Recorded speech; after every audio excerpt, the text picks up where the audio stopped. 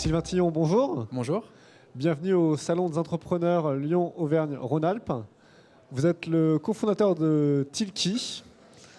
Vous avez fondé d'autres entreprises et de ces premières expériences, vous avez tiré un ouvrage intitulé Les 120 erreurs que vous avez fait en créant une entreprise. Vous venez de me faire part d'une anecdote. Votre logiciel Tilki doit optimiser la relance commerciale de vos clients. Et vous-même, vous avez eu peur de vendre pendant très longtemps.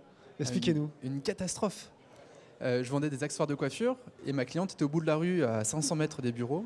J'ai mis 3 ans à aller la voir. 3 ans à sortir de mes bureaux. Alors j'étais le premier arrivé à 8h, le dernier à partir à 21h en espérant que le téléphone sonne. Il ne sonnait pas, mais j'étais comme là au cas où. Au cas où il sonnerait. Mais j'avais très très peur et en fait, chez le commercial qui a inventé un produit, il faut être complètement schizophrène. On veut autant que la cliente nous aime et surtout qu'elle aime le produit, mais qu'aussi elle l'achète cher. Et c'est compliqué d'avoir les deux faces en rendez-vous. Et je suis bien meilleur pas là pour rendre service en fait. Pour vendre quelqu'un que pour me vendre moi-même. Donc c'est ce que j'ai appris. Sur ma deuxième boîte, je me suis associé à quelqu'un qui produisait ce que j'allais vendre, où je savais qu'elle était très forte. Et là, j'avais aucun problème à la vendre très cher. Mais cette première boîte, l'enfer. Et Déclic, un été d'ailleurs, un mois d'août que j'ai passé à Lyon stupidement, mais j'ai commis une commande qui venait de Roumanie. Et comme j'y croyais pas du tout, j'avais mis plus 60% sur le prix. Pas de négo, il m'a fait le virement le lendemain. Et là, je me dis que j'étais con, comme quoi je vendais pas assez cher. Et on a monté nos prix derrière, on a mieux vendu en montant nos prix. Donc il y a vraiment, j'avais cette vraie peur de vendre cher, enfin de vendre tout court, et en plus de vendre cher, alors qu'on se rend compte que parfois, en montant nos prix, on monte la qualité perçue et qu'on vend mieux. Quelle autre erreur est-ce que vous aimeriez que les entrepreneurs qui nous regardent ne reproduisent pas? Il y en a plein. Il y en a une sur le focus. On ne peut pas faire 1000 choses en même temps. Et c'est très frustrant quand on a plein d'idées. Et mes investisseurs m'ont interdit de travailler pour mon autre entreprise, Sido, qui fait de la conception de formation innovante. Et le jour où j'ai créé Tilki, ils ont investi dans Tilki, ils m'ont dit « Sylvain, tu n'as plus le droit de travailler là-bas ». C'était très compliqué. Il y avait 10 salariés, une boîte qui tournait bien, qui grandissait.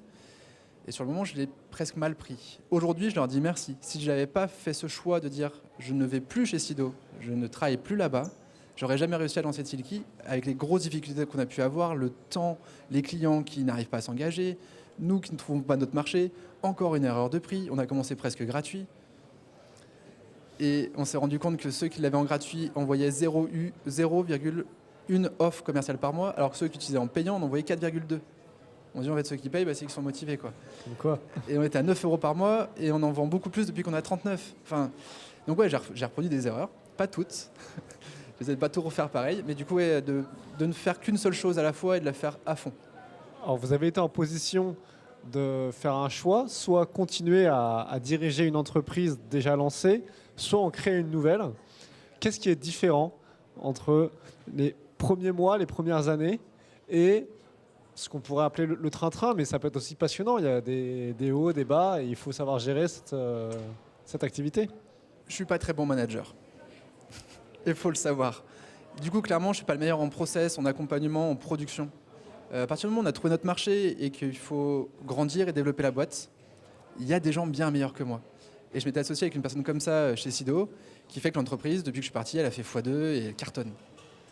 Mais par contre, moi, ce que j'aimais, c'est créer le premier besoin, le premier produit, identifier les premiers clients, les premières références et mettre sur un début de route. Au final, moi, j'avais enlevé les lianes autour pour créer un petit chemin dans la forêt. Elle a créé une autoroute, quoi.